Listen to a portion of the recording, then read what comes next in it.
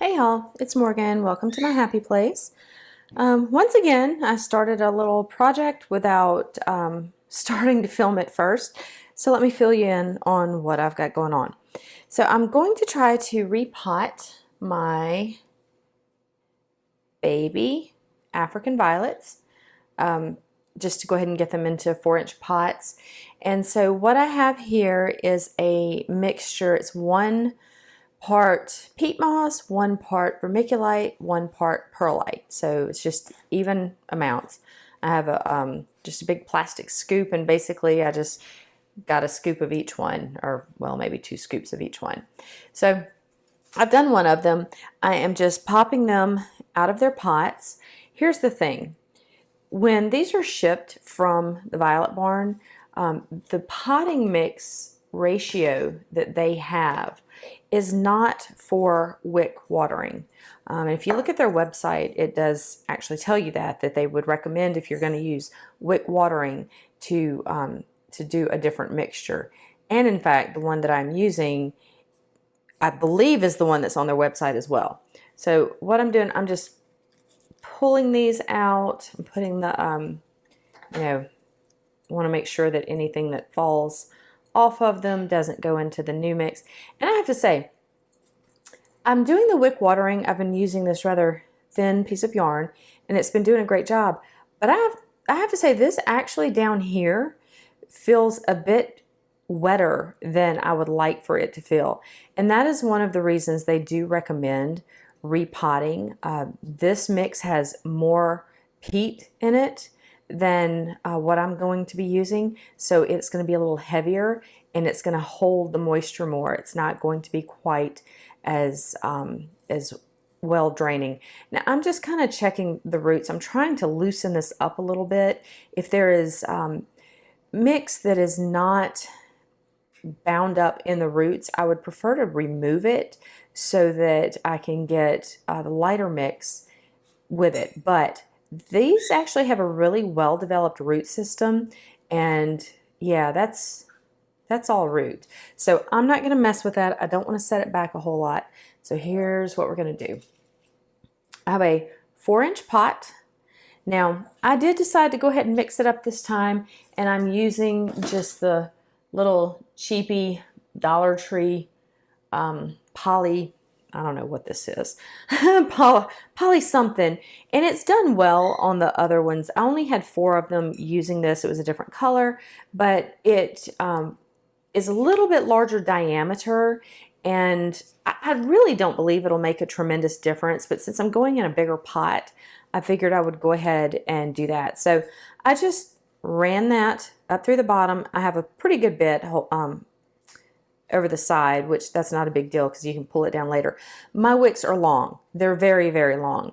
I would prefer that because with the little metallic, I don't know, dishes that I'm using, they're about that deep, and I want them to be able to really lay on the bottom and not have to worry about them barely touching and drying out. So I would just rather have too much. I can trim them off later if I need to. All right, so let me move this one out of the way. Let me get this back. I really just was trying to show you that one. So I just have a spoon, and I'm just gonna, oh, well, hello, no coordination. Dump some in there. And then I'm just going to set this little plant down in there, and I do believe that's going to set a little bit too high. So I'm just going to put a little bit of that out there, and I think that's good. And so now I'm just going to backfill it. I'm not pressing down. I'm not, really pressing that in. What I'll do once I get these backfilled, I will water them from the top, because for this to work, the wick and the mix needs to be really, really wet, so that capillary action can work. If you allow the plants to dry out, if you allow the reservoir to run out of water, you need to water them from the top again so that you can really moisten the wick so that it will work. If you don't do that, you're just going to stick the wick in the water and it's not going to go up into the plant. So it's a pretty easy fix though. So I'm just smoothing that out. I'm not tamping it down. And when I get done, I will water this. It's going to sink down. There'll be little holes and I'll just use the spoon to kind of refill it. So that's it. You don't want to stick around for all of this, so I will be back. So this is just a little demonstration of what happens after I water it. It's got these little sink holes. So I am just going to put it back in here and I will just simply fill it in. And I will just water that in again and make sure that there are no more little sinkholes. In particular, you want to make sure, see there's one there, that the area where the wick is definitely, that it has plenty of potting mix in there. And another thing I am going to show you, this is a bit of a problem. This leaf is going to be touching the potting medium.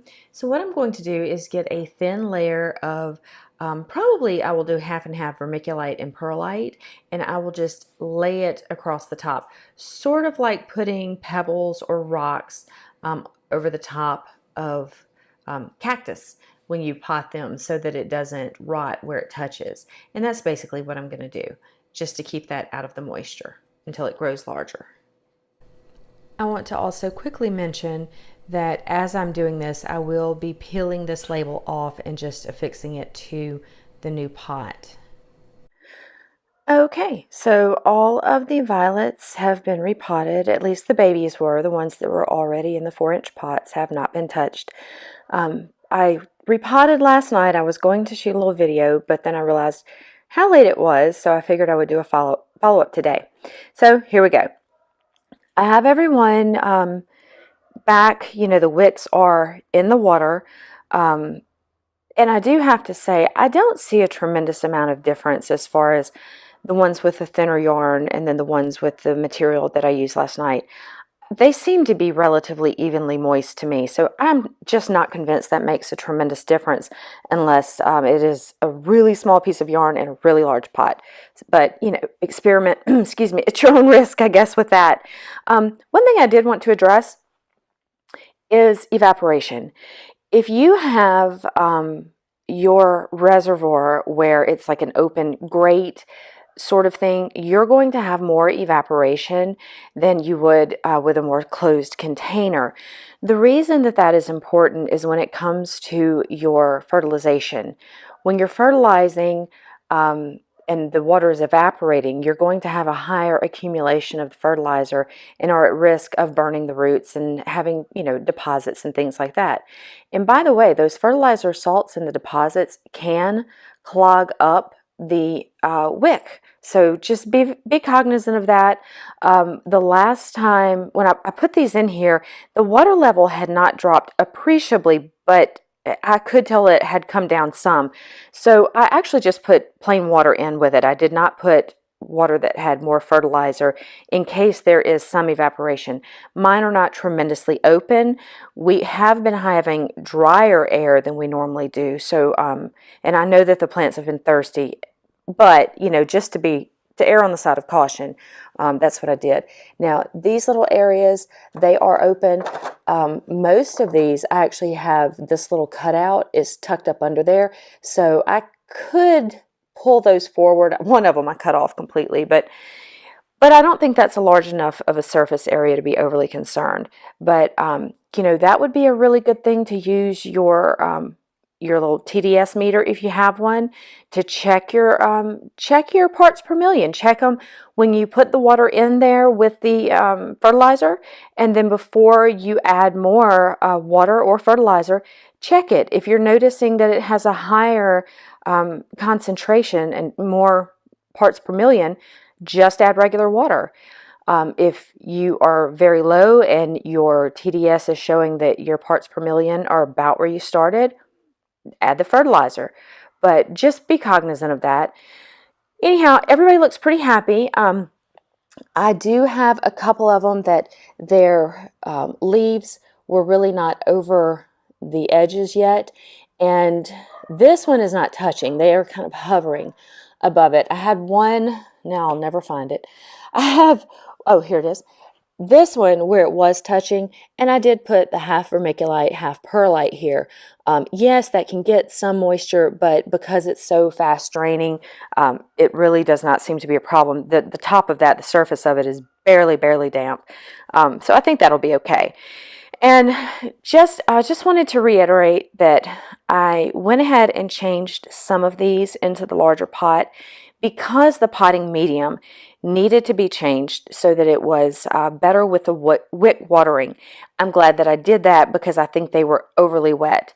Some of the root systems were really well developed, really nice. Some weren't.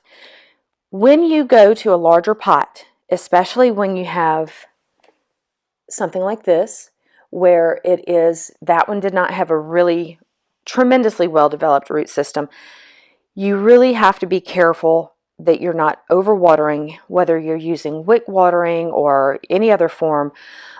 Make sure that it's not staying overly wet.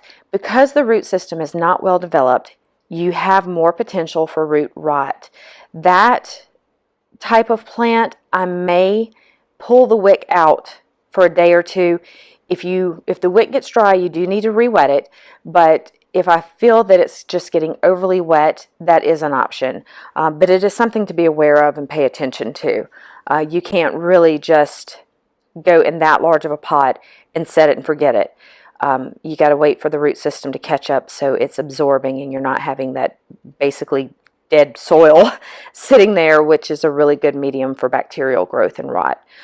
All right, this one is way longer than I had intended it to be. I hope y'all are having a lovely day. I'm going to open my curtains back up here. It's very bright with all that aluminum. So, but they're not getting any direct sun at the moment.